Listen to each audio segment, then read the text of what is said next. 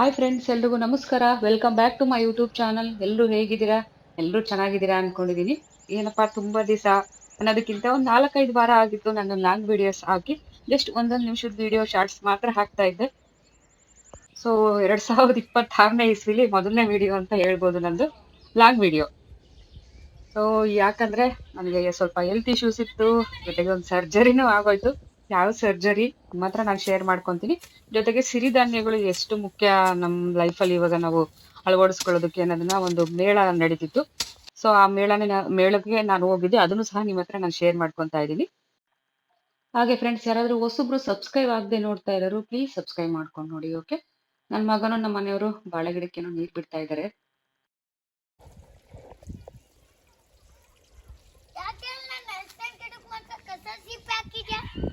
ನೀನೇ ತಾನೇ ತಂದು ಹಾಕಿದ್ದು, ಒಳ್ಳೇದು ಕಣಪ್ಪ, ಹಾಕ್ಬೇಕು.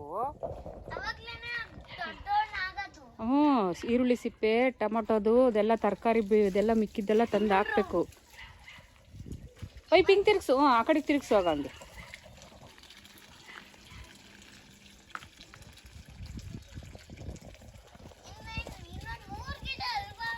ಹ್ಞೂ ಹ್ಞೂ ಹ್ಞೂ, ಚೆನ್ನಾಗಿ ಬಿಡಪ್ಪ.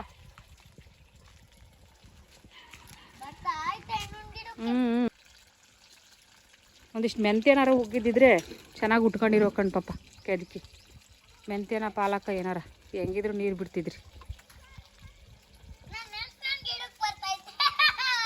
ಅಯ್ಯ ಅದು ಯಾವ ಕಾಲಕ್ಕೆ ಕಳಿಸ್ನಾಡು ಬಿಡುತ್ತೋ ಬಿಡಲ್ಲೋ ಗೊತ್ತಿಲ್ಲ. ಎಲ್ಲ ಮ್ಯಾಕೆ ಮರಿ ಎಲ್ಲ ಕಡ್ದಾಕ್ ಹೋಗ್ಯಾವ ಅವನ್ನ. ಎಷ್ಟು ಚೆನ್ನಾಗಿ ಚಿಗುರಿತ್ತು. ಹ್ಞೂ ನೋಡು, ಎಲ್ಲ ಕಡ್ದಾಕಿವೆ ಮ್ಯಾಕೆಗಳು. ಯಾರೋ ಇಲ್ಲಿ ಬಿಟ್ಟವ್ರೆ, ಕಡ್ಕೊಂಡು ತಿಂದೋಗೈತೆ ಎಲ್ಲ. ಆ ಕಡೆಗೆ ಹಾಕು, ಆ ಕಡೆ ಗಿಡಕ್ಕೆ ಬಿಡು. ಇನ್ನು ಸ್ವಲ್ಪ ಬಿಡು.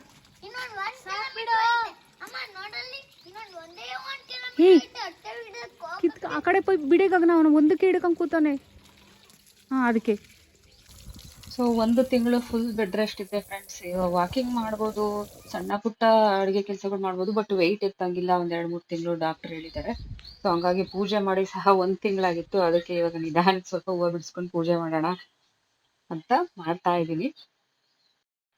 ದೇವ್ರ ಪೂಜೆ ಮಾಡೋದು, ದೇವಸ್ಥಾನಗಳಿಗೆ ಹೋಗೋದು ಸ್ವಲ್ಪ ಇಷ್ಟನೇ ನನಗೆ ಹೇಳ್ಬೇಕು ಅಂದ್ರೆ. ಮೊದಲನೇ ಸತಿ ದೋಸೆ ಹಾಕ್ಬೇಕಾದ್ರೆ, ಇಲ್ಲಾಂದ್ರೆ ಸ್ವಲ್ಪ ಅವಾಗ ಸಿಂಕ್ರಲ್ಲಿ ತೊಳೆದ್ಬಿಟ್ಟಿರ್ತೀವಲ್ಲ, ಅಂತ ಟೈಮೆಲ್ಲ ಸ್ವಲ್ಪ ಈರುಳ್ಳಿ ಹಚ್ಚಿದ್ರೆ ದೋಸೆ ಚೆನ್ನಾಗಿ ಬರುತ್ತೆ ಹಂಚಿಗೆ. ನಾನು ಯಾವಾಗಲೂ ಅದನ್ನೇ ಮಾಡ್ತಿರ್ತೀನಿ. ಸೊ ನನ್ನ ಕಡೆಯಿಂದ ಇದು ಒಂದು ಕಿಚನ್ ಟಿಪ್ಸ್ ಅಂತ ಹೇಳ್ಬೋದು ನಿಮಗೆ.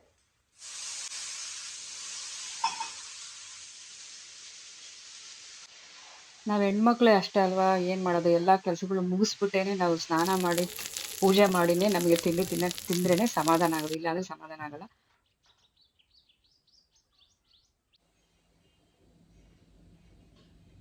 ಸೊ ಫೈನಲಿ ಪೂಜೆ ಎಲ್ಲ ಆಯಿತು. ಸೊ ಇವಾಗ ನಿಮ್ಮ ಹತ್ರ ನನಗೆ ಯಾಕೆ 5 ವೀಕ್ಸಿಂದ ವೀಡಿಯೋಸ್ ಆಗ್ತಾ ಇಲ್ಲ ಅನ್ನೋದನ್ನು ನಿಮ್ಮ ಹತ್ರ ಹೇಳ್ಬೇಕಲ್ವ. ಸೊ ಹೇಳಿದ್ರೆ ಎಲ್ಲ ಹತ್ಬಿಡ್ತೀನೋ ಅಂತ, ಅದಕ್ಕೆ ಕಂಟ್ರೋಲ್ ಮಾಡಿ ಹೇಳಕ್ಕೆ ಟ್ರೈ ಮಾಡ್ತೀನಿ. ಸೊ ಸ್ವಲ್ಪ ನನಗೆ ಪೀರಿಯಡ್ಸ್ ಟೈಮಲ್ಲಿ ತುಂಬ ಹೊಟ್ಟೆ ನೋವು ಬರ್ತಿತ್ತು, ನನಗೆ ಬ್ಲೀಡಿಂಗ್ ಜಾಸ್ತಿ ಆಗ್ತಿತ್ತು. ತುಂಬ ವರ್ಷಗಳಿಂದ ನಡೀತಾ ಇತ್ತು ಇದೇ ಥರ. ಸೊ 1-2 ಕಡೆ ತೋರಿಸ್ದೆ ನಾನು ಹಾಸ್ಪಿಟ್ಲಲ್ಲಿ. ತೋರಿಸಿದಾಗ ಕೆಲವು ಡಾಕ್ಟ್ರು ಇರ್ತಾರಲ್ಲ, ಬೇಗ ರಿಯಾಕ್ಟ್ ಮಾಡಲ್ಲ. ಅಂದರೆ ನಾರ್ಮಲ್ ಹೊಟ್ಟೆ ನೋವು ಎಲ್ಲ ಹೆಣ್ಮಕ್ಳಿಗೂ ಬರುತ್ತಲ್ವ, ಅದೇ ಥರ ಬರುತ್ತೆ ಅಂತ ಹೇಳ್ಬಿಟ್ಟು ಸುಮ್ಮನೆ ಆಗ್ಬಿಟ್ಟು ಜಾಸ್ತಿ ಎಲ್ಲ ಕಟ್ಸ್ಕೊಳಕ್ಕೆ ಹೋಗಿಲ್ಲ. ಸರಿ ನಾನು ಅಂತ ಆ ಪ್ರೋಸೆಸ್ಸಲ್ಲೇ 1-2 ವರ್ಷ ತಳ್ಳಿಬಿಟ್ಟೆ ಹೊಟ್ಟೆ ನೋವು ತಿಂದ್ಕೊಂಡು. ಸೊ ಆಮೇಲೆ ತಡಿಯೋಕ್ಕಾಗಲಿಲ್ಲ. ಒಂದು ದಿವಸ ಇಲ್ಲ ಆಗಲ್ಲ ಅಂತ ಇನ್ನೊಬ್ಬರು ಡಾಕ್ಟರ್ ಹೋದೆ. ಅವರು ಸ್ಕ್ಯಾನ್ ಮಾಡೋಣ ನೋಡಿ ಅಂತಂದರು. ಸೊ ಸ್ಕ್ಯಾನ್ ಮಾಡಿದಾಗ ಗೊತ್ತಾಯಿತು ಹೊಟ್ಟೆಲಿ ಗಡ್ಡೆ ಇದೆ, ಅದಕ್ಕೋಸ್ಕರ ನನಗೆ ಹೊಟ್ಟೆ ನೋವು ಬರ್ತಾ ಇರೋದು ತುಂಬ ಈ ಥರ ಅಂತ ಹೇಳಿದ್ರು. ಸೊ ನನಗೆ ಶಾಕು, ಏನಪ್ಪ ಅದೇನಂದ್ರೆ ಈಗ ನಮಗೇನು ಅಂತ ಗೊತ್ತಿಲ್ಲ, ಹೆಂಗೋ ನೋವು ತಿಂತಿರ್ತೀವಲ್ಲ, ಅದು ಏನೋ ಒಂದ್ಸಲ ಏನು ಅಂತ ಗೊತ್ತಾದ್ಮೇಲೆ ಇನ್ನೂ ಒಂಥರ ಬೇಜಾರಾಗ್ಬಿಡ್ತವೆ. ಅಯ್ಯೋ ಹಿಂಗಿದ್ಯಾ ನಮಗೆ ಅನ್ನೋ ಅಷ್ಟು ಭಯನೂ ಆಯಿತು, ಬೇಜಾರಾಯಿತು. ಸ್ಕ್ಯಾನ್ ಆಗಿ ಗೊತ್ತಾದ್ಮೇಲೆ ಸರಿ ಸಡನ್ನಾಗಿ ಆಪರೇಷನ್ ಬೇಡ, ಸ್ವಲ್ಪ ಟ್ರೀಟ್ಮೆಂಟ್ ಕೊಟ್ಟು ನೋಡೋಣ ಅಂತ ಹೇಳ್ಬಿಟ್ಟು ಡಾಕ್ಟ್ರು 1.5 ವರ್ಷ ಆಗೋಷ್ಟು ಬೇರೆ ಬೇರೆ ಥರ ಟ್ರೀಟ್ಮೆಂಟು, ಹಾರ್ಮೋನ್ ಟ್ಯಾಬ್ಲೆಟ್ಸ್ ಎಲ್ಲ ತಗೊಂಡೆ. ಯಾವುದಕ್ಕೂ ಸರಿ ಹೋಗಿಲ್ಲ. ತುಂಬ ಆಸೆ ಇಟ್ಕೊಂಡಿದ್ದೆ, ಇಲ್ಲ ಆಪ್ರೇಷನ್ ಬೇಡ, ಆಪ್ರೇಷನ್ ಮಾಡಿಕೊಂಡ್ರೆ ಗೊತ್ತಲ್ಲ ರೆಸ್ಟ್ ಬೇಕು, ಮನೇಲಿ ನೋಡೋಕ್ಕಾಗಲ್ಲ, ಮಗ ಇದ್ದಾನೆ, ಮಗ ಚಿಕ್ಕವನು ಅಂತ ತುಂಬ ತಳ್ಳಿದೆ. ಆದರೂ ಆಗಲೇ ಇಲ್ಲ. ಕಡೆಗೆ ಆಪ್ರೇಷನ್ ಆಯಿತು. ಫೈನಲಿ ರೆಸ್ಟ್ ಬೇಕಿತ್ತು. ಸೊ ಹಂಗಾಗಿ 1 ತಿಂಗಳು ರೆಸ್ಟ್ ಮಾಡಿದೆ. ಎಷ್ಟು ದಿವಸ ಅಂತ ಮಲ್ಗೋದಕ್ಕಾಗಲ್ಲ, ತುಂಬ ದಿವಸ ತಲೆ ಕೆಟ್ಟೋಗ್ಬಿಡುತ್ತೆ. ಅದಕ್ಕೆ ಆದಷ್ಟು ಸಣ್ಣ ಪುಟ್ಟ ಕೆಲಸಗಳನ್ನ ಮಾಡ್ತಾ ಇದ್ದೀನಿ. ಸೊ ಮಗಳಿಗೂ ಸಹ ಸ್ಕೂಲಿಗೆ ಕಳಿಸಿರಲಿಲ್ಲ, 1 ತಿಂಗಳಾಗಿತ್ತು ಸ್ಕೂಲಿಗೆ ಕಳಿಸಿ. ಬಿಕಾಸ್ ಅವನಿಗೆ ಕರ್ಕೊಂಡು ಬರೋಕ್ಕೆ ಯಾರಿಲ್ಲ. ಕರ್ಕೊಂಡು ಹೋಗೋದೇನೋ ಮಗಳು ಕರ್ಕೊಂಡು ಹೋಗ್ತಾ ಇದ್ವಿ, ಕೆಲ್ಸಕ್ಕೆ ಹೋಗ್ಬೇಕಾದ್ರೆ ಅವಳು ಹಂಗೆ ಕರ್ಕೊಂಡು ಹೋಗಿ ಬಿಡ್ತಾ ಇದ್ರು. ನಮ್ಮನೆಯವರು ಸ್ವಲ್ಪ ದಿವಸ ರಜಾ ಹಾಕಿದ್ರು. ಅವರು ಎಷ್ಟು ದಿವಸ ರಜಾ ಹಾಕಿದ್ರೆ ಮನೇಲಿ ನಡಿಬೇಕಲ್ವಾ. ಸೊ ಹಂಗಾಗಿ ಇವಾಗ ನಾನೇ ಅವನಿಗೆ ಪಿಕಪ್ ಮಾಡಕ್ಕೆ ಹೋಗ್ತಾ ಇದ್ದೀನಿ ನಿಧಾನಕ್ಕೆ, 2 ವೀಲರ್ ಓಡಿಸ್ಕೊಂಡು. ಫಸ್ಟ್ ಡೇ ಸ್ವಲ್ಪ ಭಯ ಆಯಿತು, ಅಯ್ಯೋ ಆಗುತ್ತಾ ಏನು ಅಂತ. ಇವಾಗ ಒಂದು ಸ್ವಲ್ಪ 2 ದಿನ ಆಯಿತು 2 ವೀಲರ್ ಓಡಿಸೋಕ್ಕೆ ಸ್ಟಾರ್ಟ್ ಮಾಡಿ. ಸೊ ಪರವಾಗಿಲ್ಲ, ನಿಧಾನಕ್ಕೆ ಹಂಗೆ ಓಡಿಸ್ತಾ ಇದ್ದೀನಿ. ಸೊ ಇದಾಗಿತ್ತು ನೋಡಿ ನನ್ನ ರೀಸನ್ನು. ಅಂದ್ಕೋಬೋದು ನಮ್ಗೆ ಏನಕ್ಕೆ ನಿಮ್ಮ ರೀಸನ್ನು ಅಂತ. ಸೊ ನನ್ನ ಥರ ತಪ್ಪನ್ನ ಬೇರೆ ಹೆಣ್ಮಕ್ಳುಗಳು ಮಾಡ್ಕೊಳ್ದೇ ಇರಲಿ ಅನ್ನೋದಕ್ಕೋಸ್ಕರ ನಿಮ್ಮ ಹತ್ರ ಶೇರ್ ಮಾಡಿದೆ ಅಷ್ಟೇ. ಸಣ್ಣ ಪುಟ್ಟ ನೋವುಗಳನ್ನೆಲ್ಲ ನಾವು ಹೆಣ್ಮಕ್ಳು ನೆಗ್ಲೆಕ್ಟ್ ಮಾಡಿಬಿಡ್ತೀವಿ. ಅಯ್ಯೋ ಬಿಡು ಹೊಟ್ಟೆ ನೋವಲ್ವಾ, ಅಯ್ಯೋ ಅದಲ್ವಾ ಇದಲ್ವಾ ಅಂತ. ಸೊ ನೆಗ್ಲೆಕ್ಟ್ ಮಾಡ್ದಂಗೆ ಇನ್ನೊಂದೇನಪ್ಪ ಅಂದರೆ ನಮ್ಮ ವಿಷಯಕ್ಕೆ ನಾವು ಕಾಳಜಿ ಮಾಡ್ಕೊಳ್ಳೋದು ಕಡಿಮೆ. ಈಗ ಗಂಡ ಮಕ್ಕಳು ಅಂದ ತಕ್ಷಣ ನಾವು ಬೇಗ ಕರ್ಕೊಂಡು ಓಡೋಗ್ಬಿಡ್ತೀವಿ ಹಾಸ್ಪಿಟ್ಲಿಗೆ. ನಾವು ಅಂದರೆ ಸ್ವಲ್ಪ ನೆಗ್ಲೆಕ್ಟ್ ಮಾಡ್ತೀವಿ, ಅಯ್ಯೋ ಬಿಡು ಕಡಿಮೆ ಆಗುತ್ತೆ ನನಗೆ, ಟ್ಯಾಬ್ಲೆಟ್ ಹಾಕೋದು, ಹಿಂಗೆ ಸುಮ್ಮನೆ ಆಗ್ಬಿಡ್ತೀವಿ. ಆ ಥರ ನನ್ನ ಥರ ಮಿಸ್ಟೇಕ್ನ ನೀವು ಯಾರು ಮಾಡದೇ ಇರಲಿ ಅನ್ನೋದಕ್ಕೋಸ್ಕರ ನಿಮ್ಮ ಹತ್ರ ಶೇರ್ ಮಾಡಿಕೊಂಡೆ ಅಷ್ಟೇ, ಬೇರೆ ಏನಿಲ್ಲ. ಸಣ್ಣ ನೋವಾದ್ರೂ ಸ್ವಲ್ಪ ಸೀರಿಯಸ್ ಆಗಿ ತೊಗೊಂಡು ಹಾಸ್ಪಿಟಲಲ್ಲಿ ಚೆಕ್ ಮಾಡಿಸ್ಕೊಳ್ಳಿ, ಸ್ಕ್ಯಾನ್ ಮಾಡಿಸ್ಕೊಳ್ಳಿ. ಇಲ್ಲಾಂದರೆ ಅದು ಲಾಸ್ಟ್ ಲೆವೆಲ್ ಹೋಗಿ ನೋಡಿ ಆಪ್ರೇಷನ್ ಈ ಥರ ಎಲ್ಲ ಆಗ್ಬಿಡುತ್ತೆ. ನೋವು ತಿನ್ನೋಕೆ ನಾವೇ ಅಲ್ವಾ ಕಡೆಗೆ. ನಾವು ಚೆನ್ನಾಗಿದ್ದೆ ಅಲ್ವಾ, ನಮ್ಮ ಕುಟುಂಬ ನಾವು ನೋಡ್ಕೊಳಕ್ಕಾಗುತ್ತೆ. ಅಟ್ಲೀಸ್ಟ್ ನಮ್ಮ ಮಕ್ಳಿಗೆ ನಾವು ಬೇಕೇ ಬೇಕಲ್ವಾ, ನಮ್ಮ ಮಕ್ಳಿಗೋಸ್ಕರ ನಾವು ಬದುಕಲೇಬೇಕಲ್ವಾ. ಅದಕ್ಕೋಸ್ಕರ ನಮ್ಮ ಆರೋಗ್ಯ ನಾವು ನೋಡ್ಕೊಳ್ಬೇಕು ಅಂತ ರಿಕ್ವೆಸ್ಟ್ ಅಂದ್ಕೊಳ್ಳಿ. ನನ್ನ ವಿಡಿಯೋ ಯಾರು ನೋಡ್ತಾ ಇದ್ದಾರೆ ಹೆಣ್ಮಕ್ಳು, ಅವಾಗ ಇಲ್ಲಾಂದರೆ ನಿಮ್ಮ ಅಕ್ಕ ತಂಗಿ ಇರ್ತಾರೆ, ನಿಮ್ಮ ತಾಯಿದ್ರು, ಅವ್ರನ್ನೂ ಸ್ವಲ್ಪ ಕೇರ್ ಮಾಡಿ. ನಾನು ಹೇಳಿದ್ರೆ ಬೇಗ ಹಾಸ್ಪಿಟ್ಲಿಗೆ ಕರ್ಕೊಂಡು ಹೋಗ್ತಾ ಇಲ್ಲ ಅಂತ ಹೇಳಿಲ್ಲ, ಸ್ವಲ್ಪ ಕೇರ್ ಮಾಡೋದಿದ್ರೆ ಅವ್ರಿಗೂ ಹೇಳ್ಕೋಬೇಕು ಅನಿಸುತ್ತೆ. ಯಾರಾದರೂ ಕರ್ಕೊಂಡು ಹೋಗಿ ಬಾ ಅಂತ ಫೋರ್ಸ್ ಮಾಡಿದ್ರೆ ಬಂದೇ ಬರ್ತಾರೆ ನಾರ್ಮಲಾಗಿ. ಸೊ ಅದಕ್ಕೋಸ್ಕರ ರಿಕ್ವೆಸ್ಟ್ ಮಾಡ್ಕೊತಾ ಇದ್ದೀನಿ. ಬಾಯ್ಸ್ ಆದರೂ ಅಷ್ಟೇ, ನಮ್ಮ ಹೆಣ್ಮಕ್ಳಾದ್ರೂ ಅಷ್ಟೇ, ಗಂಡು ಮಕ್ಕಳಾದ್ರೂ ಅಷ್ಟೇ, ಸ್ವಲ್ಪ ತಲೆ ಕೆಡಿಸ್ಕೊಂಡು ಆರೋಗ್ಯದ ಬಗ್ಗೆ ನಾವು ಚೆನ್ನಾಗಿದ್ರೆ ತಾನೇ ನಮ್ಮ ಕುಟುಂಬನ ನಾವು ನೋಡ್ಕೊಳಕ್ಕಾಗೋದು. ಗಂಡು ಮಕ್ಕಳಿಗೂ ಅಷ್ಟೇ ಆರೋಗ್ಯ ಚೆನ್ನಾಗಿ ನೋಡ್ಕೊಳ್ಳಿ. ನಾವು ಚೆನ್ನಾಗಿದ್ರೆ ಎಷ್ಟಾದರೂ ಸಂಪಾದನೆ ಮಾಡ್ಬೋದು. ಎಲ್ಲದಕ್ಕಿಂತ ಫಸ್ಟ್ ಪ್ರಿಫರೆನ್ಸ್ ಹೆಲ್ತ್ ಕಡೆ ಗಮನ ಕೊಡಿ ಅಂತ ರಿಕ್ವೆಸ್ಟ್ ನಿಮಗೆ ಅಷ್ಟೇ. ಸೊ ಬನ್ನಿ ಮಾತಾಡ್ಕೊಂಡು ಅವರೆಕಾಯಿ ಸರಿಯಾಗಿ ಆಗ್ತಾ ಇಲ್ಲ. ಅವರೆಕಾಯಿ ಸ್ವಲ್ಪ ಸುಳ್ಬಿಡೋಣ. ಅಷ್ಟೊತ್ತಿಗೆ ಒಂದು ಮೇಳ ಇದೆ ಅಂದರೆ ಸಿಗ್ನಾಕ್ನಲ್ಲಿ ಒಂದು ಸಿರಿಧಾನ್ಯದ್ದು ಮೇಳ ನಡೀತಾ ಇದೆ. ಫ್ರೆಂಡ್ ಹೇಳಿದ್ರು ಬನ್ನಿ ನೀವು ಅಂತ, ಹೋಗೋಣ ಅಂದ್ಕೊತಾ ಇದ್ದೀನಿ. ಸಿರಿಧಾನ್ಯದ ಬಗ್ಗೆ ನಿಮಗೆಲ್ಲ ಗೊತ್ತೇ ಇದೆ. ನಾವು ಮೊದಲೆಲ್ಲ ಬಳಸ್ತಾ ಇದ್ರು, ಮತ್ತೆ ಬಿಟ್ಬಿಟ್ರಿ, ಇವಾಗ ಮತ್ತೆ ಶುರು ಮಾಡಿದ್ದಾರೆ. ನನ್ನ ಶಾರ್ಟ್ಸ್ಗಳಲ್ಲಿ ನೋಡಿರ್ಬೋದು ನೀವು ಕೆಲವೊಂದರಲ್ಲಿ. ನಾನು ಸಿರಿಧಾನ್ಯ ಬಳಸಿ ದೋಸೆ, ಬಿಸಿಬೇಳೆ ಬಾತೆಲ್ಲ ಮಾಡಿರ್ತೀನಿ. ಅದರ ಲಿಂಕ್ ಬೇಕಂದರೆ ಯಾರಾದರೂ ಕಮೆಂಟ್ಸ್ ಮಾಡಿ, ನಾನು ಹಾಕಿರ್ತೀನಿ, ಹೋಗಿ ಚೆಕ್ ಮಾಡ್ಕೊಳ್ಳಿ. ನೀವು ಡೀಟೇಲಾಗಿ ಬೇಕಂದರೆ ನಾನು ಬ್ಲಾಗ್ ಮಾಡ್ತೀನಿ. ತುಂಬ ಒಳ್ಳೆಯದು. ಡೈಲಿ ಉಪಯೋಗಿಸೋಕ್ಕಾಗಿಲ್ಲ ಅಂದರೆ ಅಟ್ಲೀಸ್ಟ್ ವಾರದಲ್ಲಿ 2 ದಿವಸ 3 ದಿವಸ ಆ ಥರನಾದ್ರೂ ಸಿರಿಧಾನ್ಯಗಳನ್ನ ಉಪಯೋಗಿಸೋದ್ರಿಂದ ನಮ್ಮ ಆರೋಗ್ಯಕ್ಕೆ ತುಂಬ ಬೆನಿಫಿಟ್ಸ್. ಅದರಲ್ಲಿ ಸಣ್ಣ ಆಗಬೇಕು, ನಾವು ಫಿಟ್ಟಾಗಿರಬೇಕು ಅನ್ನೋರಿಗೆ ತುಂಬಾ ಹೆಲ್ಪ್ಫುಲ್ ಅಂತ ಹೇಳ್ಬೋದು. ನಂತರ ಎಲ್ಲ ಸಮಸ್ಯೆಗಳಿಗೆ ಏನು ಕಾರಣ ಅಂತ ಹುಡುಕೊಂಡ್ರೆ ಅದಕ್ಕೆ ಪರಿಹಾರ ಏನು ಅಂತ ಹೋದ್ರೆ ನಮ್ಗಿಲ್ಲಿ ಸಿರಿಧಾನ್ಯಗಳಲ್ಲಿ ಪರಿಹಾರ ಇದೆ. ವಿಶೇಷವಾಗಿ ಸಿರಿಧಾನ್ಯಗಳು ಅದಕ್ಕೆ ಬೇಕಾಗುವಂತ ರಾಸಾಯನಿಕ ಮಾಡಬಹುದು. ಅಂದ್ರೆ ನಮ್ಮನ್ನ ಅತಿ ಬೇಗವಾಗಿ ನಾರ್ಮಲ್ಗೆ ಅಥವಾ ವಸ್ತುಸ್ಥಿತಿಗೆ ತರುವಂತ ಒಂದು ಅಂಶನೇ ಸೆರೋಟೋನಿನ್. ಸೊ ಆ ಒಂದು ಅಂಶನ ನಾವು ಮಾತ್ರೆಗೆ ತಗೊಳ್ತಿದ್ವಿ, ಅದ್ರ ಬದಲಾಗಿ ನಾವು ಸಿರಿಧಾನ್ಯನ ನಮ್ಮ ದಿನನಿತ್ಯದ ಆಹಾರದಲ್ಲಿ ನಿಮಗೆ ಇಷ್ಟವಾದ ರೀತಿಯಲ್ಲಿ ಬಳಸಬಹುದಿದೆ. ಲಿಸ್ಟ್ ಮಾಡಿ ಹೇಳ್ತೀನಿ ನಾನು. ಹಾಗಾಗಿ ಇದು ಒಂದು ಅಂಶ, ಸೆರೋಟೋನಿನ್ ಅಂಶ ಇವತ್ತು ಪ್ರಪಂಚದಾದ್ಯಂತ ಬಹಳ ಪ್ರಾಮುಖ್ಯತೆಯನ್ನು ಪಡ್ಕೊಳ್ತಾ ಇದೆ. ಇನ್ನು 2ನೇ ಅಂಶಕ್ಕೆ ನಾನು ಬರ್ತೀನಿ, ಬಣ್ಣದ ಬಗ್ಗೆ. ನಮಗೆಲ್ಲರಿಗೂ ಸುಂದರವಾಗಿ ಕಾಣಬೇಕು ಅನ್ನೋ ಆಸೆ ಖಂಡಿತವಾಗಿಯೂ ಇದೆ. ಆದರೆ ನಮ್ಮ ದೇಹದ ಬಣ್ಣ ಏನಿದೆ ಅದು ಪ್ರಕೃತಿದತ್ತವಾಗಿ ಬಂದಿರುವಂತ ಬಣ್ಣ. ಸೊ ಈ ಬಣ್ಣಕ್ಕೂ ಸಿರಿಧಾನ್ಯಕ್ಕೂ ಏನಾದರೂ ಸಾಮ್ಯತೆ ಇದೆಯಾ? ಖಂಡಿತವಾಗಿ. ಈಗ ರಾಗಿ ಅಂತ ಹೇಳಿದ ತಕ್ಷಣ ಬಹಳ ಜನ ಮಕ್ಕಳು ಮುಖ ಬರೀತಾರೆ, ಆದ್ರೆ ಚಾಕ್ಲೇಟ್ ಕೊಟ್ಟರೆ ತಿಂತಾರೆ. ಕರೆಕ್ಟ್ ಅಲ್ವಾ? ಯಾಕಂದ್ರೆ ಚಾಕ್ಲೇಟ್ ಅಲ್ಲಿ ಒಂದು ಪಾಲಿಫಿನಾಲ್ ಅನ್ನೋ ಅಂಶ ಇದೆ. ಅದನ್ನ ನಾವಿವತ್ತು ಸಿರಿಧಾನ್ಯದಲ್ಲಿ ಕೂಡ ಇದೆ ಅಂತ ಹೇಳಿ ನಮ್ಮ ಮಕ್ಕಳಿಗೆ ಹೇಳ್ಬೇಕಾಗಿದೆ. ಏನ್ ಮಾಡುತ್ತೆ ಪಾಲಿಫಿನಾಲ್? ಅದು ಬಣ್ಣ ಏನು ಕಪ್ಪಾಗಿದೆಯಲ್ಲ ರಾಗಿಯಲ್ಲಿ, ಕೆಂಪು ಅಥವಾ ಕಪ್ಪು ಅಥವಾ ಕಂದು ಬಣ್ಣದ ರಾಗಿ ಕೂಡ ಅದರಲ್ಲಿ ಪಾಲಿಫಿನಾಲ್ಸ್ ಅನ್ನೋ ಅಂಶಗಳಿದ್ದಾವೆ. ಏನ್ ಮಾಡ್ತಾವ? ಸಾಕಾಗಿ ಮಾತಾಡ್ತಾ ಹೇಳಿದ್ರು, ಕ್ಯಾನ್ಸರ್ ಇವತ್ತು ನಮ್ಮ ಜನಾಂಗದಲ್ಲಿ, ಅದರಲ್ಲೂ ಮಕ್ಕಳಲ್ಲಿ ಕೂಡ ನಾವಿವತ್ತು ನೋಡ್ತೀವಿ ಅಂತ ಹೇಳಿ. ಅಂದ್ರೆ ನಮ್ಮ ಕರುಳಿನ ಆರೋಗ್ಯನ ಕಾಪಾಡೋದ್ರ ಜೊತೆಗೆ ನಮ್ಮ ಚರ್ಮಕ್ಕೆ ಸಂಬಂಧಪಟ್ಟ ಸಿರಿಧಾನ್ಯಗಳು ಅತ್ಯಂತ ಸಹಾಯಕ ಸ್ನೇಹಿತರೆ. ಇತ್ತೀಚೆಗೆ ಇದ್ರ ಬಗ್ಗೆ ತುಂಬಾ ಸಂಶೋಧನೆಗಳು ಆಗ್ತಾ ಇವೆ. ಹಾಗೆ ಮೋಸ್ಟ್ಲಿ ಇನ್ನು ಒಂದು ಅಥವಾ 2 ವರ್ಷ ಹೇಳ್ತೀನಿ, ಯಾಕಂದ್ರೆ ಇನ್ನೂ ಹಲವಾರು ಜನ ಮಾತನಾಡೋರಿದ್ದಾರೆ. ಇನ್ನೊಂದು ಬೊಜ್ಜುಮೈ ಇವತ್ತು ನಮ್ಮ ಸಮಾಜನ ಕಾಡ್ತಾ ಇರುವಂತದ್ದು, ಅದರಲ್ಲಿ ವಿಶೇಷವಾಗಿ ನಗರ ಪ್ರದೇಶದಲ್ಲಿ ಇರುವಂತಹ ಮಕ್ಕಳಲ್ಲಿ ನಾವು ನೋಡ್ತಾ ಇರುವಂತಹ ಸಮಸ್ಯೆ. ಹಂಗಂತ ಗ್ರಾಮೀಣ ಮಕ್ಕಳಲ್ಲಿ ಇರುವಂತಹ ಮಕ್ಕಳು ಆರೋಗ್ಯವಾಗಿರೋದಂತ ಖಂಡಿತವಾಗಿ ಅನ್ಕೋಬೇಡಿ. ಯಾಕೆಂದ್ರೆ ನಾವು ತಿಂದಿರುವಂತ ಅತಿಯಾದ ಸಂಸ್ಕರಿಸಿದ ಆಹಾರಗಳು ಅದ್ರಲ್ಲಿ ಏನಾಗ್ತಿದೆ ಅಂದ್ರೆ ನೈಜ ಒಂದು ಪೋಷಕಾಂಶಗಳು ಏನಿದ್ದಾವೆ ಅದನ್ನ ಹೊರತುಪಡಿಸಿ ಉಳಿದೆಲ್ಲ ಅಂಶಗಳನ್ನ ಒಂದು ಸೇರಿಸ್ಬಿಟ್ಟು ನಮಗೆ ತಿಂಡಿಗೆ ದಿಢೀರ್ ಆಹಾರಗಳನ್ನ ಸುಮಾರು ಮಾಡ್ತಾ ಇದ್ದೀವಿ. ಆ ನಿಟ್ಟಿನಲ್ಲಿ ಕ್ಯಾನ್ಸರ್ ನ ತಡೆಗಟ್ಟುವಂತ ಒಂದು ಬಯೋ ಆಕ್ಟಿವ್ ಕಾಂಪೌಂಡ್ಸ್ ಅಂತ ಅದನ್ನ ಕರಿತೀವಿ, ಅಥವಾ ಅದರಲ್ಲಿ ಇರುವಂತ ಒಂದು ತತ್ವಗಳು ಅಥವಾ ಸತ್ವಗಳು ಅದು ಕೂಡ ಒಂದು ಸಹಕಾರಿಯಾಗಿದೆ. ಅದರಲ್ಲಿ ನಾರಿನಂಶ. ನಾವು ಹಣ್ಣು ತರಕಾರಿನ ಇವತ್ತು ಮಕ್ಕಳಿಗೆ ಹಸಿಯಾಗಿ ತಿನ್ನಕ್ ಕೊಡಲ್ಲ, ಅಥವಾ ಅದನ್ನ ಬೇರೆ ರೂಪದಲ್ಲಿ ಕೊಡ್ಬೇಕಾಗಿದೆ. ಅದೇ ರೀತಿ ಸಿರಿಧಾನ್ಯಗಳಲ್ಲಿ ಸಕ್ಕರೆ ಅಂಶ ಇದೆ ಸ್ನೇಹಿತರೆ, ಗೊತ್ತಿರಲಿ ನಿಮ್ಗೆಲ್ಲ. ರಾಗಿ ಊಟ ಮಾಡಿದ್ರೆ ನನಗೆ ಶುಗರ್ ಬರಲ್ಲ ಅಂತ ದಯವಿಟ್ಟು ಅನ್ಕೋಬೇಡಿ. ಆದ್ರೆ ಇದರಲ್ಲಿ ಕೂಡ ಅಕ್ಕಿ ತರನೇ ಸಕ್ಕರೆ ಅಂಶ ಜಾಸ್ತಿನೇ ಇದೆ.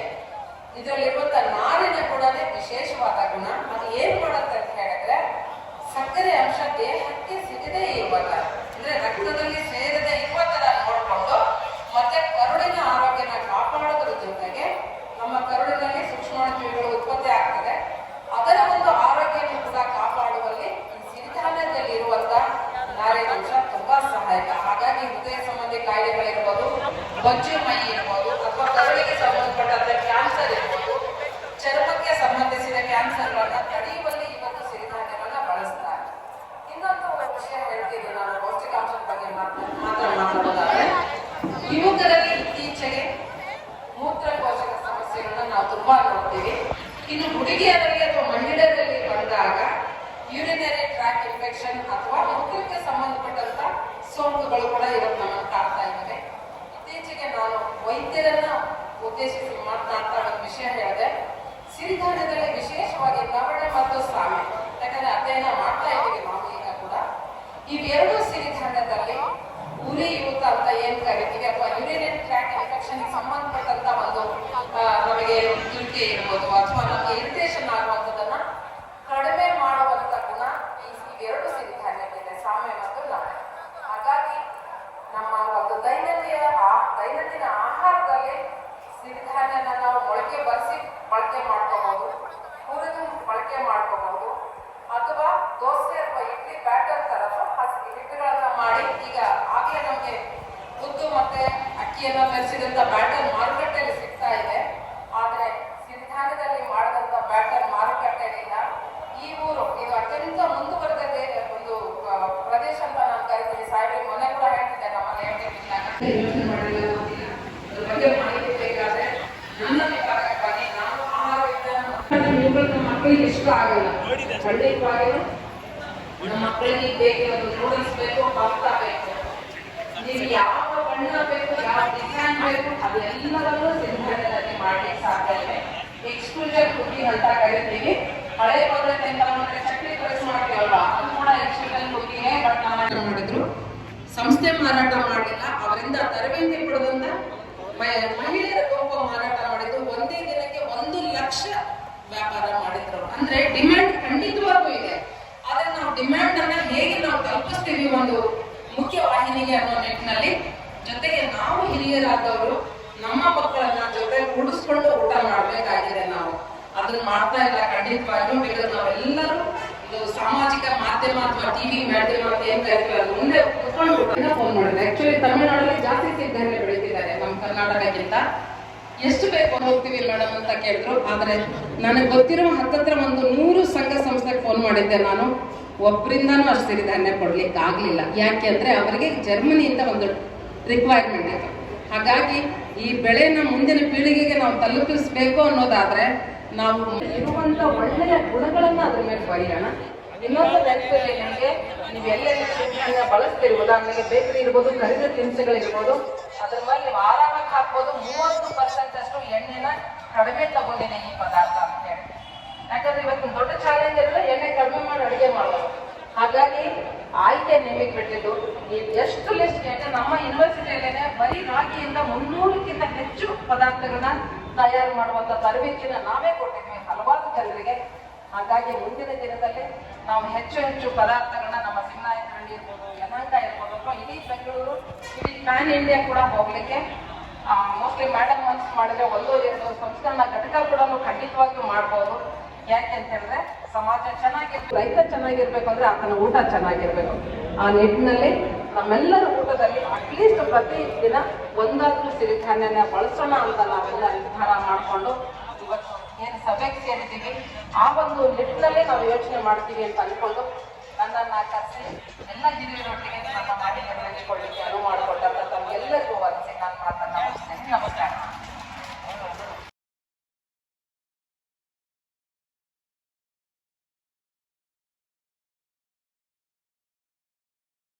ಮಾಡಿದ್ದಾರೆ. ಸೊ ಈಗಿನ ನಮ್ಮೆಲ್ಲ ಪೀಳಿಗೆಗೆ ಅವರ ಒಂಥರ ಮಾದರಿಯನ್ನು ತುಂಬಾ ಪ್ಲಾನ್ ಆಗಿ ಮಾಡೋರು. ಸೊ ನಾವು ಅವರಿಂದ ಕಲಿಯೋದು ಬಹಳಷ್ಟಿದೆ. ಸೊ ಹಾಗಾಗಿ ಅವರಿಗೆ ಒಂದು ಸಣ್ಣ ಗೌರವ ಕೃಷಿ ಇಲಾಖೆ ವತಿಯಿಂದ ಧನ್ಯವಾದಗಳು ಮೇಡಮ್. ಸೊ ಈಗ ಮಂಜುನಾಥ್ ರಾವ್ ನಂತರ ಎಲ್ಲ ಸಮಸ್ಯೆಗಳಿಗೆ ಏನು ಕಾರಣ ಅಂತ ಹುಡುಕೊಂಡ್ರೆ ಅದಕ್ಕೆ ಪರಿಹಾರ ಏನು ಅಂತ ಹೋದ್ರೆ ನಮ್ಗಿಲ್ಲಿ ಸಿರಿಧಾನ್ಯಗಳಲ್ಲಿ ಪರಿಹಾರ ಇದೆ. ವಿಶೇಷವಾಗಿ ಸಿರಿಧಾನ್ಯಗಳು ಅದಕ್ಕೆ ಬೇಕಾಗುವಂತ ರಾಸಾಯನಿಕ ಆದ್ರೂ ಕೂಡ ಬೆಳೆ ಹೆಚ್ಚಿಗೆ ಹಾಕ್ಲಿ ಅಂತಂದ್ರೆ ನಾನು ಇಲ್ಲಿ ಸಮಗ್ರ ಕೃಷಿ ಕೈಪಿಡಿ ಪುಸ್ತಕವನ್ನು ತಾವೇನಾದ್ರೂ ನೋಡಿದ್ರೆ ಕೃಷಿ ವಿಶ್ವವಿದ್ಯಾಲಯ ಹೊರಡಿಸಿರೋದು ಒಂದೊಂದು ಬೆಳೆಗೆ ಎಷ್ಟು ಕೆಜಿ ರಾಸಾಯನಿಕ ಗೊಬ್ಬರಗಳ ಸಾರಜನಕ, ರಂಜಕ, ಪೊಟ್ಯಾಶ್ ಬೇಕಾಗುತ್ತೆ ನನಗೆ ಆಶ್ಚರ್ಯ ಆಯ್ತು. ನಾನು ನೋಡ್ತಾ ಇದ್ದೆ ಕೇವಲ 8 ಕೆಜಿ ಸಾರಜನಕ, ಇಲ್ಲಿ 8 ಕೆಜಿ, ಎಷ್ಟು ವ್ಯತ್ಯಾಸ ಆಯ್ತಲ್ವಾ? ಹಾಗೆ ನೀವು ನೀರಿನ ಪ್ರಮಾಣವನ್ನು ಏನಾದರೂ ಗಮನಿಸಿದ್ರೆ ಒಂದು ಭತ್ತ ಬೆಳೆಯುತ್ತೆ ಅಥವಾ ಇತರ ಸಿರಿಧಾನ್ಯಗಳನ್ನು ಬೆಳೆಯೋದಕ್ಕೆ ಕೇವಲ 250-300 ಮಿಲಿಮೀಟರ್ ನೀರು ಸಾಕು. ಅಂದ್ರೆ ಒಂದೇ ಅಂತ ಒಂದು ಬೆಳೆ ಹೆಚ್ಚಿನ ಕಾಲಕ್ಕೆ ಅಂತಂದ್ರೆ ಅದು ಸಿರಿಧಾನ್ಯಗಳು. ಇದಕ್ಕೆ ಹೆಚ್ಚಿನ ರಾಸಾಯನಿಕಗಳು ಏನೋ ಅವಶ್ಯಕತೆ ಇಲ್ಲ. ಇಷ್ಟೆಲ್ಲ ಹೇಳಿ ಇಷ್ಟೆಲ್ಲ ಬೇಡಿಕೆ ಇರುವಂತ ಅಶ್ವ ಮೇಡಮ್ ಅವರು ಹೇಳ್ತಿದ್ರು, ಇಷ್ಟು ಬೇಡಿಕೆ ಇದೆ ಆದ್ರೆ ಕೊಡುವಂತವ್ರು ಯಾರು ಇಲ್ಲ. ಇದು ಮೂಲಭೂತ ಪ್ರಶ್ನೆ. ನಾವು ಏನಾದ್ರೂ ತಗೊಂಡ್ರೆ ಹಾಗಾದ್ರೆ ಯಾಕೆ ರೈತರು ಬೆಳೀತಿಲ್ಲ ಅಂತ ಒಂದು ಮೂಲಭೂತ ಪ್ರಶ್ನೆ ಅಲ್ವಾ? ಯಾರಾದ್ರೂ ಸಂಸ್ಕರಣೆ ಮಾಡೋದು ಎಲ್ಲಿ ಅನ್ನೋದು ಪ್ರಶ್ನೆ ಇದೆ. ರೈತರು ಬಹಳಷ್ಟು ಜನ ನನ್ನನ್ನು ಫೋನ್ ಮಾಡಿ ಕೇಳ್ತಿದ್ದಾರೆ, ನಮ್ಮ JKVKಯಲ್ಲಿ ಇದಕ್ಕೆ ಸೌಲಭ್ಯ ಇದೆ, ಬಾಕಿ ಭತ್ತ, ರಾಗಿ ಅಥವಾ ಇತರೆ ಬೆಳೆಗಳನ್ನ ಹೇಗೆ ಹದ ಮಾಡಿ ಅದನ್ನು ಸಂಸ್ಕರಣೆ ಮಾಡಿ ತಗೊಳ್ತಾನೋ, ಹೊಲದಿಂದ ಕಟಾವು ಮಾಡಿ, ಆ ತರದ ಕೆಲವೊಂದು ಸವಾಲುಗಳು ಸಮಸ್ಯೆಗಳು ಕೂಡ ಇದ್ದಾವೆ. ಹಾಗೇನೆ ಇದನ್ನ ಬೆಳೆಯುವಂತ ಬಿತ್ತನೆ ಬೀಜದ ಇಳುವರಿ ಭತ್ತಕ್ಕೆ ಈ ಮೇಳ ಫ್ರೆಂಡ್ಸ್ ಬೆಂಗಳೂರಲ್ಲಿ ಯಲಹಂಕ MLA ಆದ ವಿಶ್ವನಾಥ್ ಅವರು ವೈಫ್ ಇದಾರಲ್ಲ, ಅವರು ನಡೆಸ್ಕೊಡ್ತಾ ಇದಾರೆ. ಸಿಂಗನಾಯಕನಹಳ್ಳಿ ತುಂಬಾ ಚೆನ್ನಾಗಿ ಕರ್ಸಿದ್ದಾರೆ ಮಾತಾಡೋರ್ನ, ಆ ಸಿರಿಧಾನ್ಯದ ಬಗ್ಗೆ ತಿಳ್ಕೊಂಡಿರೋರ್ನ ಕರ್ಸಿದ್ದಾರೆ. ಎಷ್ಟು ಚೆನ್ನಾಗಿ ಅರ್ಥ ಆಗೋ ತರ ಹೇಳ್ತಾ ಇದಾರೆ ನೋಡಿ ಅವರು. ಈ ಸಿರಿಧಾನ್ಯಗಳನ್ನ ನಾವು ದಿನನಿತ್ಯ ತಿನ್ನೋದ್ರಿಂದ ಯಾವ್ಯಾವ ರೋಗಗಳು ಬರ್ದೇ ಇರೋ ತರ ನಾವು ಕಂಟ್ರೋಲ್ ಮಾಡ್ಬೋದು ಅನ್ನೋದನ್ನ ಎಷ್ಟು ಚೆನ್ನಾಗಿ ಅರ್ಥ ಮಾಡಿಸಿ ಹೇಳಿದ್ರು ಅವರು.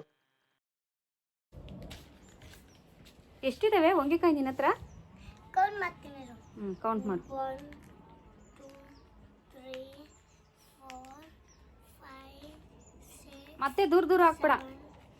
8 9 10 11 12 13 14 15 16 17 18 19 20 21 22 23 24 25 26 27 28 29 30 31 32 33 34 35 36 37 38 39 40 41 41 ಇದಾವ.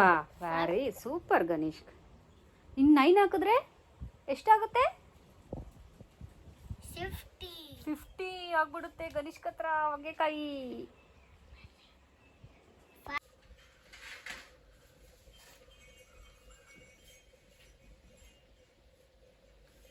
ಬೆಳ್ಳುಳ್ಳಿನ ನಾನು ಸ್ವಲ್ಪ ಬಿಸಿಲಲ್ಲಿ ಇಟ್ಟು ಆಮೇಲೆ ಜಸ್ಟ್ ಹಿಂಗಂದ್ರೆ ಸಾಕು, ಎಲ್ಲ ಉದುದ್ರಾಗ್ಬಿಡುತ್ತೆ, ಚೆನ್ನಾಗಿ ಬೇಗ ಬರುತ್ತೆ. ನಮ್ಗೆ ಅರ್ಜೆಂಟಿಗೆ ಬೇಕಂದಾಗ ಅಲ್ಲೆಲ್ಲ ಕಸ ಆಗುತ್ತೆ, ಆ ಟೈಮ್ ಇರಲ್ಲ ಅಂತ ಹೇಳ್ಬಿಟ್ಟು ಒಂದು 1/4 kg ಬಿಡಿಸಿ ಇಟ್ಕೊಂಡ್ಬಿಡ್ತೀವಿ ಎಲ್ಲ. ಕೆಲವರು ನೀರಿಗೆ ಹಾಕಿದ್ರೆ ಬರುತ್ತೆ ಅಂತಾರೆ, ನಾನು ಟ್ರೈ ಮಾಡಿದ್ದೀನಿ, ನೀರಿಗೆ ಹಾಕಿದ್ರೂ ಸಹ ಬೇಗ ಸುಳಿಯಕ್ಕೆ ಬರುತ್ತೆ. ಬಟ್ ಅದೆಲ್ಲ ಒಂದೊಂದನ್ನ ಮಾತ್ರ ಮಾಡ್ಕೋಬೇಕು, ಜಾಸ್ತಿ ಮಾಡಿದ್ರೆ ಮೊಳಕೆ ಬಂದ್ಬಿಡುತ್ತೆ. ಓಕೆ, ನೋಡಿದ್ರಲ್ಲ ಫ್ರೆಂಡ್ಸ್, ಇದು ನನ್ನ ಸಂಡೇ ಬ್ಲಾಗ್ ಆಗಿತ್ತು. ಸಂಡೇ